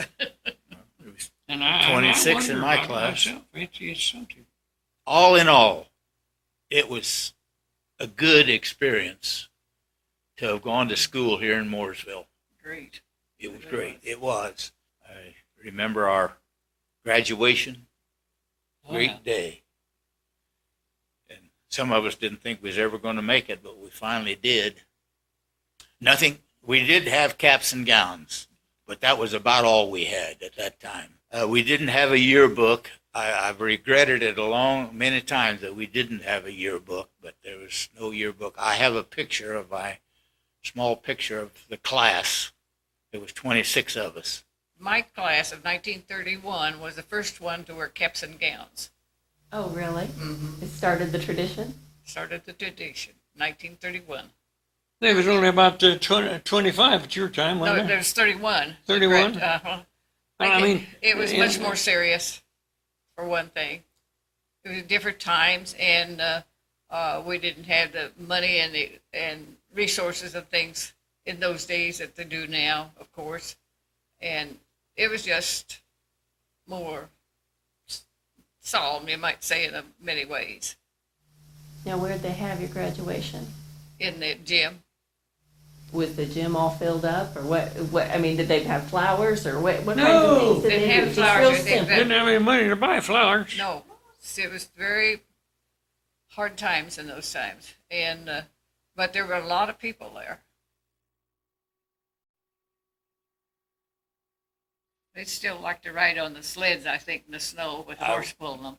The horse pulling them in the snow, that was great. Evelyn, my mother even went with us. Yes, she enjoyed every minute of it. When we would get the horses and the sleds out in the wintertime. There was no snow, no automobile traffic to amount to anything, and we'd go out at night, nice bright moonlight night, be down about zero. Here a bunch of us on sleds out behind a horse running around the country like a bunch of nuts. Had a lot of fun, though. But it was fun. We didn't have anything else. That was our entertainment, and we had fun at it. We didn't hurt anybody. We didn't destroy anybody's property or anything else. We just had fun. We had the sleds and we had the horse. Had the sleds and we had the horse. The only problem was when you got finished, you had to put the horse back in the barn and rub him down and cover him up. We let John do that. Well, yes, I did that on mine. And yours too. John did that on his. Yeah, but you didn't dare turn. That horse was hot and sweaty, and you didn't want to not take care of it, and cover it up, and rub it down. That's right. Might get sick, and the horse was valuable in those days. It was transportation. It was part of your economy. It was your work tool. Took care of it. It did everything. And then along came the tractor. I remember when the first people out there that had a tractor. Yeah, I'm gonna ruin It's a ruination of the farmland. They're going to pack that ground so tight you'll never be able to plow it anymore, running them big old tractors over it. Yeah. Well, it didn't work. That was a general complaint at that time. That's what it would do. Yeah. You're going to pack that ground and you couldn't work it. But it didn't pack the ground, and they could work it. And there's still tractors, and there's not too many farm horses anymore. I think sometimes, what would we do if we had to go back to those days, Charlie? We'd never make it. You'd run us nuts. That's right. We'd never make it. But then we didn't know any better. Yeah. And we got along. We made do with the things we had. Now we have to have everything. We just can't do without anything anymore. But It was a privilege to come from the horse and buggy days to the present day. it was a privilege, yes. You know, it wasn't too bad. No, we didn't. The horse and buggy. Remember Roy Chapman? I do. Yeah. Oh, yeah. Him and Matty, they Oh, never boy. had an automobile. They had a horse and buggy, and they went every place in that horse and buggy. Mm-hmm. Fact of the matter, I've been to Mooresville to the drive-in in a horse and buggy one time. Kenny Fields drive-in there. Mm-hmm. John and I, we had the buggy, and we come to Mooresville. Fact of the matter, I think Elsie, my wife, was with us. I bet so. Yeah, she was along. We come to Mooresville on Sunday afternoon, went to the drive-in in a horse and buggy. Of course, everybody else was in automobiles, but George Ellison had a filling station where that tire place is now. yeah, And then the drive-in, and then the filling station filling there station on on the corner.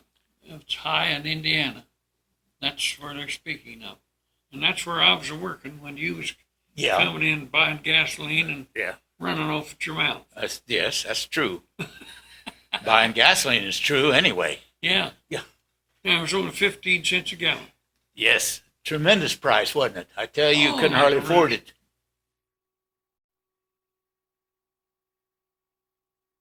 And if you did need to go to the city, you didn't drive a car. That's true. Took the urban. You took the interurban.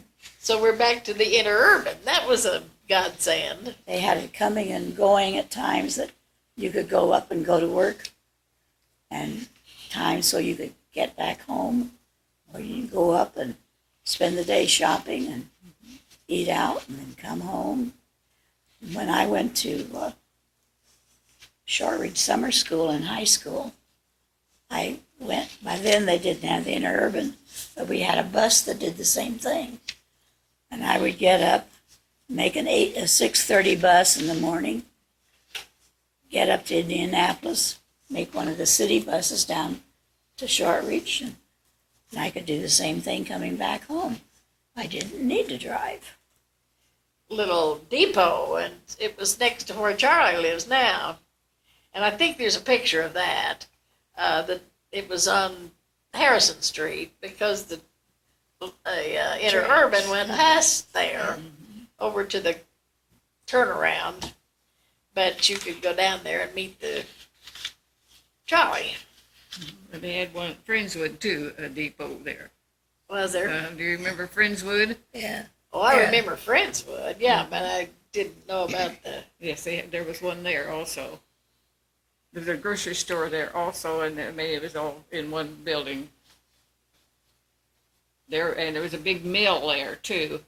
And I can remember Daddy going over there with taking loads of corn and the horse and wagons, and every time, and that the train would come along, and I could remember Daddy going out there and getting in front of the horses and holding them, and they'd just jump up and down, and I was scared me to death. But they were going to kill him. But it seemed like always a train came along when he was there.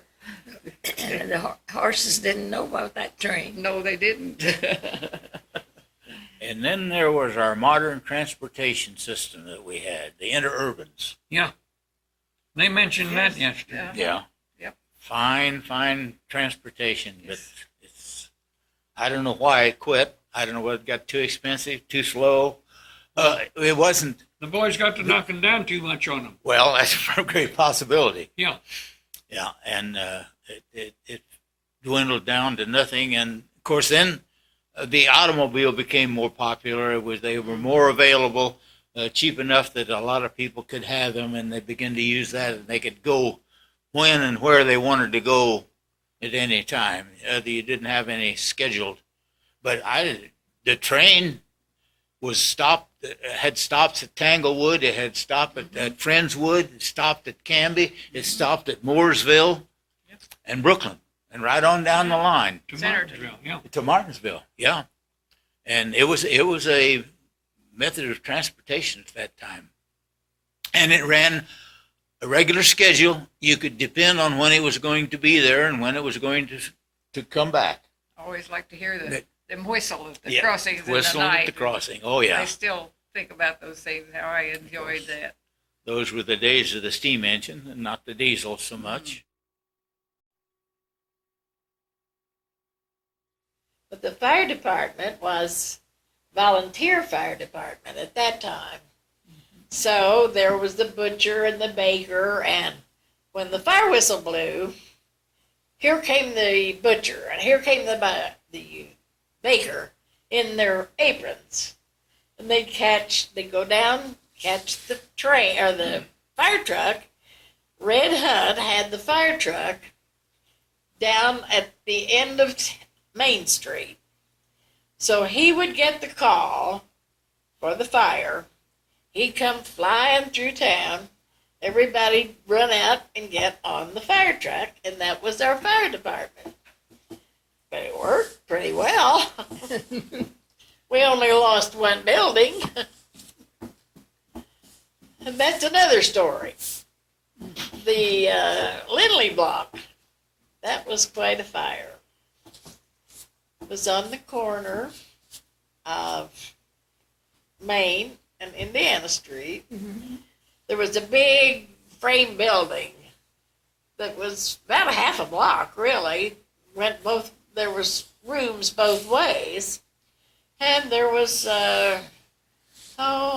dry cleaners and I think maybe a little restaurant in there and, hat shop, several little shops. And there was a basement and apartments upstairs, and it caught on fire. And it was the volunteer fire department lost it. The whole thing burned. They called for help from Indianapolis, but it burned up, and it was quite a fire. The fire was fought for 16 hours. Mm. And there were 5 other fires in the town at the same time. I don't remember that. I didn't remember that. Ina Lyons Millinery Store. Yep. Wadley's Creamery, Milon's One Shop. Ina Lyons, I'd forgotten her name. The temperature was 17 degrees below zero. Yeah, it was in the winter. I don't remember the date. Said the firemen's coats froze to their bodies and icicles clung to their eyebrows. Ooh, Exactly. would that be awful? Wadley's Creamery. That's when you used to yeah. have ice cream. Oh, I remember Yes. it. Oh, yes. Yes. Next to Oh, Old yes. Settlers, that was the biggest thing in town. 16 hours. Wouldn't that be awful? Fire whistle blew one time. I was driving the truck. Pake was standing on the side of the street there, and he was wanting to go to the fire. Rich Keller was sitting beside me, and he said, "Slow up, Charlie." He said, "Pink wants to go." And I said, "All right." And I slowed up, and Pink jumped on, and Rich says, "Go ahead." And I give it the gas. We got to the fire, and I said, "Where's Pink?" He said he fell off. So we got to the fire, that- Pink wasn't there. That was my brother. They did have a fire engine, and actually that fire engine is back in existence again. Yes. We found it stored in a barn up in Decatur Township. Oh. It's not in very good shape, but we're trying to get enough money together to rebuild the thing and put it back in the condition it was when it was new. It's a Dodge old Dodge fire engine, back in the 20s vintage. And we have known where it was for quite a few years. We weren't able to get a hold of it. And this past year, we got a hold of it. It's back in Mooresville now. Good. It's being rebuilt. This is going to take quite a long time to do it, but it can be done. We get enough donations and everything. They didn't have any fire alarm system to mount anything. It was by telephone. Mostly if there was a fire alarm, the operators called certain people. We used to depend, I lived in Madison Township, and we depended on Mooresville for a little bit of fire assistance. If we had a fire, they would send their old truck out, but it had just had a minimum amount of water on it and couldn't do too much good. But they would come, and finally they got to the point that they wouldn't even send the truck anymore. We would send manpower. It was too expensive. Then Brown Township got together, and they formed a volunteer fire department.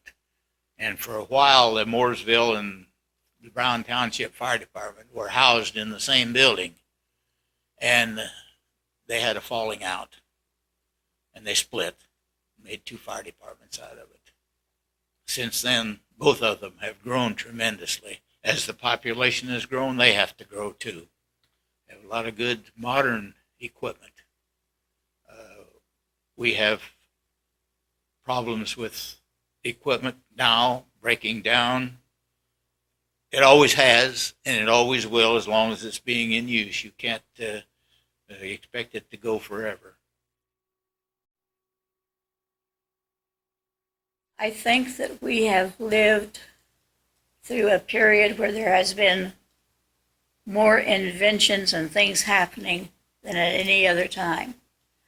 I can remember when it was just a little tiny airplane with one or two people and a propeller, and it would go over and you'd run out of the house to watch because you didn't see them every day. Yes. And then we got to big airplanes. But when I was a kid, you wouldn't dream of getting on an airplane and going somewhere. There weren't any. And now then we go up to the moon. Yeah.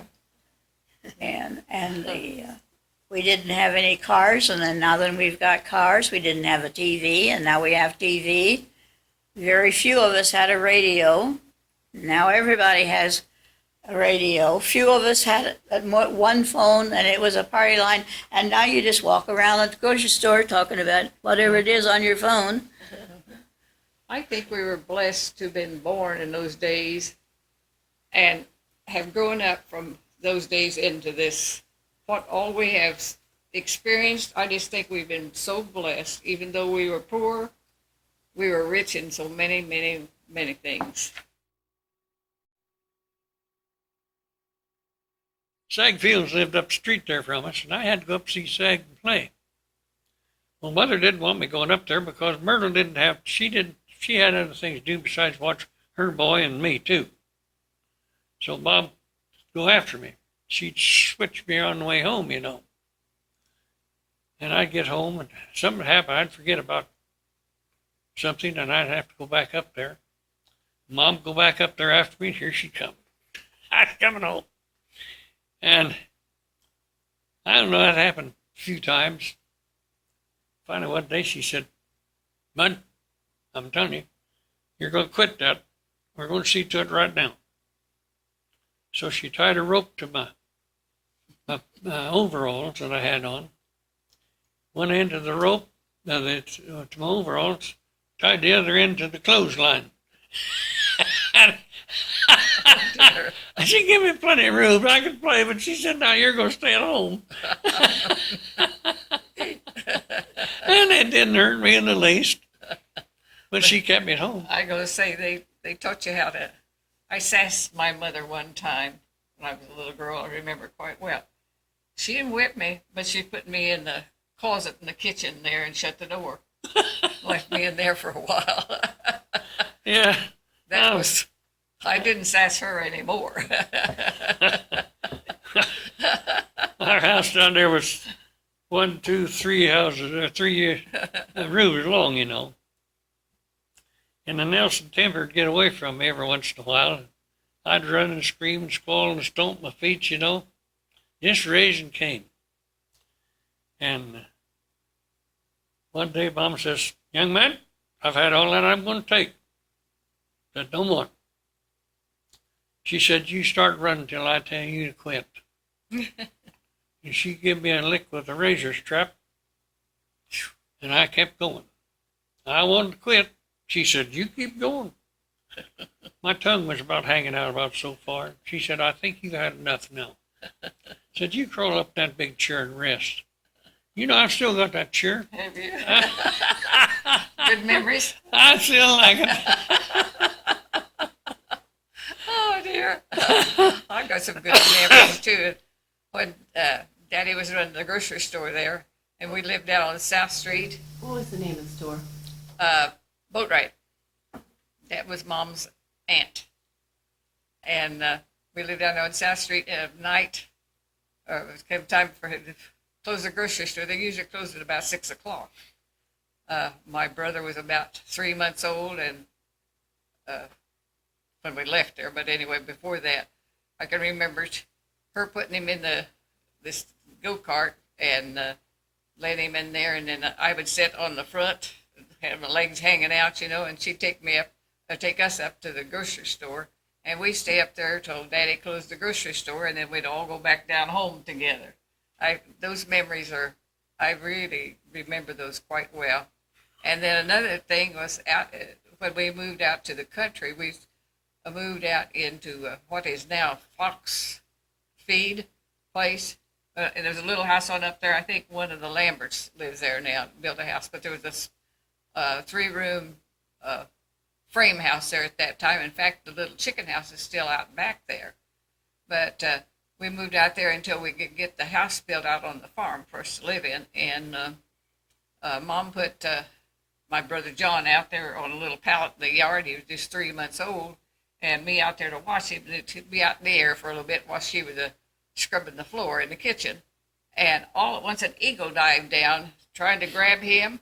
And I just screamed and threw my arms and carried on something awful. I remember that so well. I was about to get my little brother, and of course I was going to let that happen. George Nelson, no relation.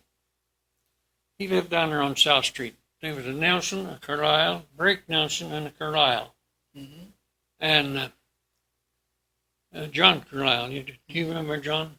No, he graduated in 24. Uh-huh. George Nelson was an old Civil War veteran. And he let all of that grass grow up back there where Kentucky Fried Chicken is. At that time, it was sunken way down below the level of the road. And he let it get in the grass about so high, and he had a fellow go in there and mow the side and mow it. Well, he left it in stubbles about like that. And my dad said anybody that was using mowing scythes and leave stubbles like that need to be horsewhipped. Because Dad could use scythes and cut it down like he would with the lawnmower. But anyway, it didn't suit the old boy. And this was back in, I'd say 26, something of that kind. And he bantered me. He said, Charles, he said, would you come in here and mow this yard with a lawnmower? I said, yes, I will. Now, there was nothing said about money. And I went in there, and I had my sights set. I was going to do that day. And I took a sickle. I'd sickle it off, I'd break it up, and then mow it with the old push lawnmower. Work at it. And he'd say, Charles, you better quit for a while. Better quit. No, I was going to do it in a day. And I did. I did it in a day. Come time that evening, I said, well, how do you like it, Grandpa? He said, well, it's all right. He said, what I owe you? Well, I said, he was always Grandpa to me. I said, Grandpa, I don't know whatever's right. And I'll never forget what he said. He said, well, I'll tell you. He said, you're nothing but a boy. But he said, you've worked like a man today. And he said, I've always said that when a boy works like a man, he deserves man's pay. He said, how about $4? And that was big money, you know. That's that big money. I made my life savings right then. I'll never forget it. I missed Floykerland's yard when I got to our house. I didn't even hit her yard. I just went home. I debated it. Well, I was about 10. Those are things that you just don't forget.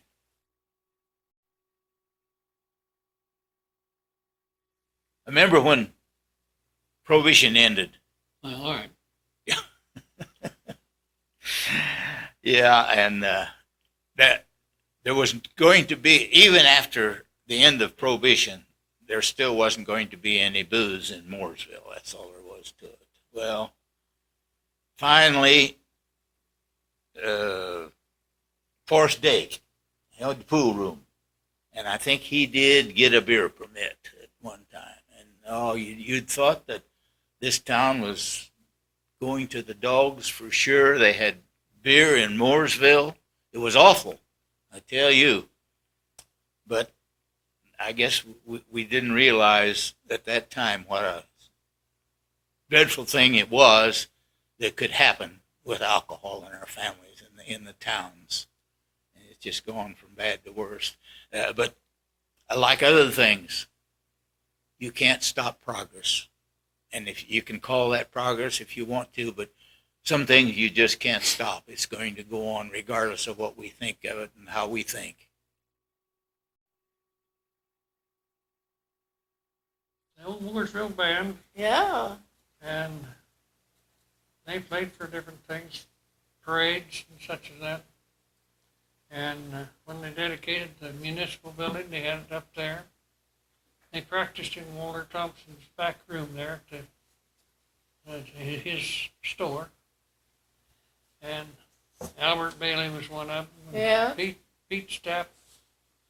The Edson brothers of Brooklyn, they had some from Martinsville come up and play. And it was pretty good bunch. Did you play the bugle on Memorial Day? Yes, ma'am. That was something that I remember.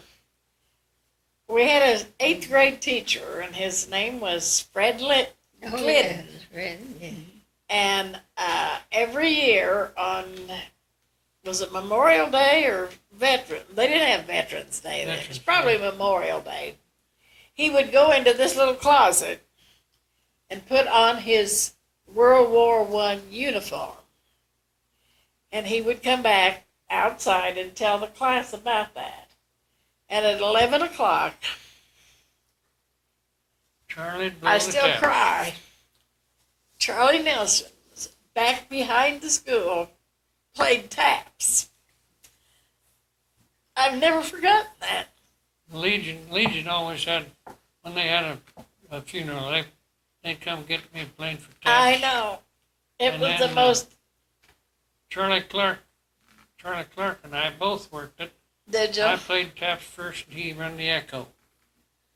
So it's. I don't think anybody that was there ever forgets that.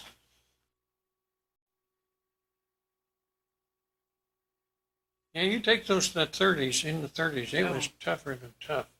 Yes, we had some. Well, in rough fact, times. I went to work in the foundry up there as labor, 18 cents an hour.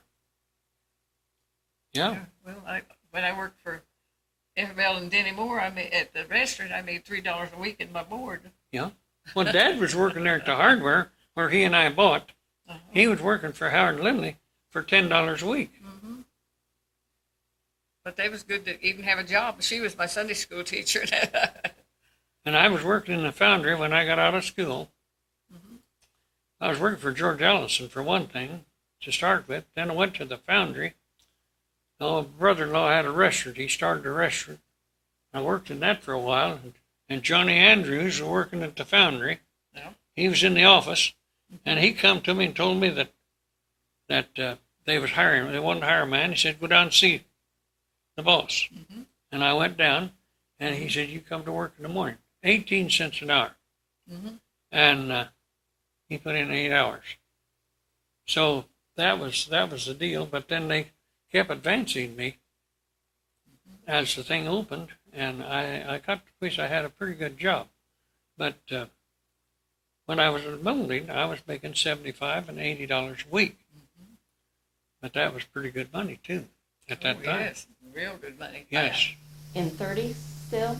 When was it you No, were up this to was 70 in and the 80? early 40s.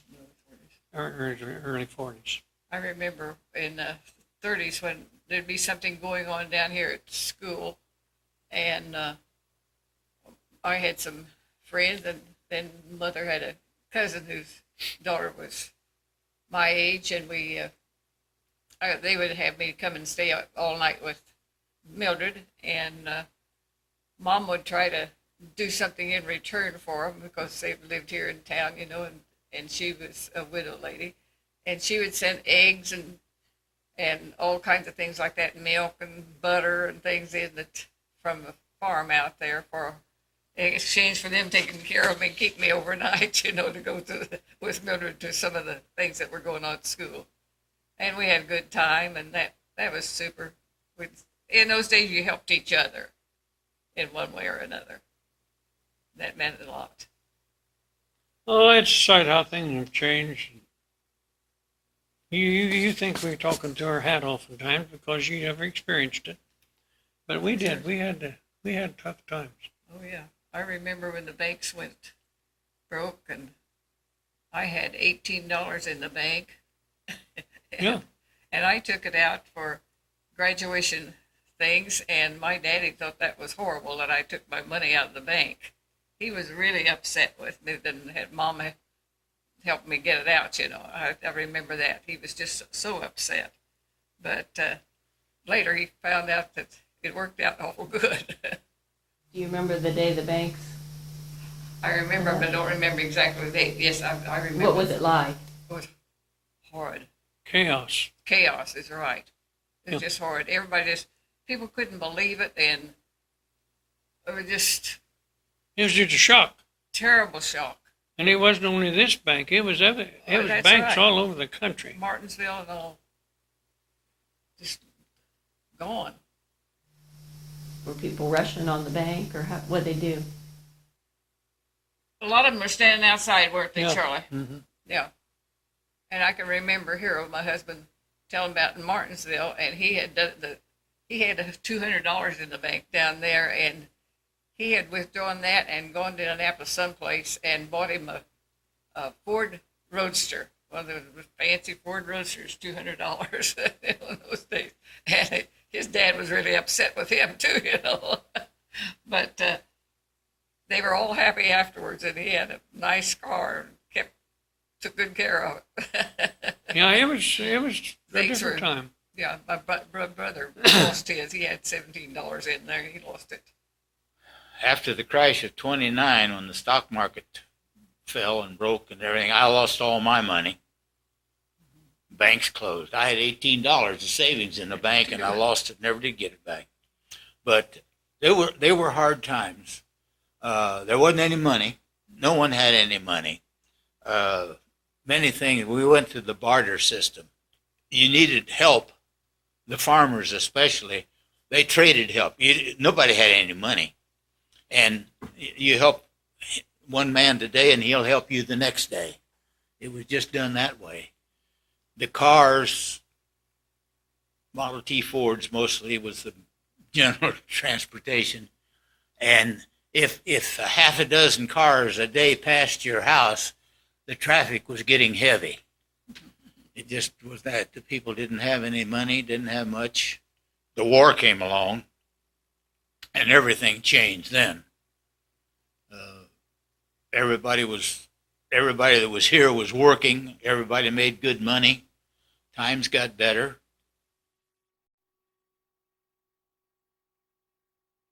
George Long was the principal at the time, and he taught history. And in our history class in 1938, he was a very good teacher, and he said there's going to be a war. And we thought, that's crazy. It's not going to happen.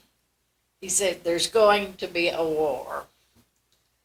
And in due time, in a year, those boys were in the Army.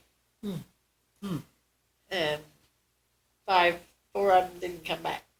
That'd be awful. was a sad time. You grieved for your neighbors. Yes, you did. And, Mooresville lost an unnatural percent of soldiers.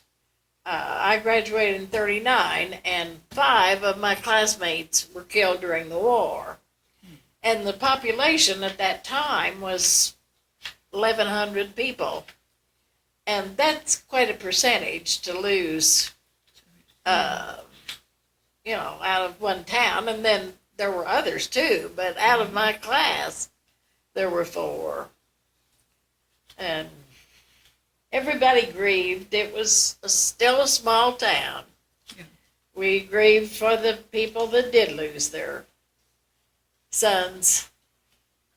The people that went in the service, they didn't get money. We always kidded about our pay, $21 a day, once a month. Yeah. That was it. We made $21 a day or a month in the service, and part of that went back. In the Navy, you bought your own clothes. Your first outfit was given to you. You got your first clothes. But after that, you bought all your clothes. I mean, if your ship sank or something like that and you lost everything, that was a different story. But if your shoes wore out, you went to the store and bought you a new pair of shoes. It was cheap. It wasn't high. But we got along very well. The folks at home sacrificed a lot. The farm had extra gas rations sometimes for their tractors and stuff like that. But everything was rationed. You had food rations, stamps you had to turn in to get your food. Gasoline was rationed. So much, you could only have so much a month. And it was hard on the folks back home here. The war effort was something tremendous that we hadn't experienced since 1917. And that was a war, but we were only in it a little over a year. But this one just seemed like it went on and on and on. Everything went into, all the scrap metal was collected. Everybody was collecting scrap metal, pots and pans, aluminum, copper, iron, steel, everything went into the war effort. Most of the young men, and especially those, a lot of them here in town, went into the service. A lot of them were killed. Quite a lot of them were. They showed yesterday the book where they had a picture of them. Yeah. I was in a partial essential industry at that time. I was in the printing business, worked for the Burford Printing Company in Indianapolis, and we were printing some government stuff at that time. Very hush-hush. And had guys standing around all the time watching you and everything. And I was deferred for a while. But then in 43, I went into the Navy then and was in there until 46. Oh, yeah, we had it rough. Everything was rationed. Ration. Gasoline was rationed. Shoes was rationed. Sugar was rationed. If you didn't have a stamp for it, you couldn't get it. You tell that to a soldier boy, and he isn't very sympathetic. Yep. I can remember my parents, the shoe rationing, they gave them to us. And my brother got 2 pair of shoes a year. I got 1. But I also remember, and you probably do too, putting cardboard in your shoe. Yes. Do you remember that? Yes, I did. Yes. My feet hurt all the time when I was in there. Yes. At Old Settlers, there was some war news where I can't remember if in Europe they had won something big or they'd stopped it or something. But I can remember we were all at Old Settlers, and some of the kids that had cars got together and went up to the circle to celebrate. Yes. And then we got discharged. I was stupid, I think, because we had a choice. We could ship over, or we could take $100 and our discharge papers and come home. I took the $100 and came home. I should have shipped over, but I didn't. But hindsight is always better. You know, you can think of things you should have done. But I was in 1946. I was happy to get home. My wife was happy to see me too.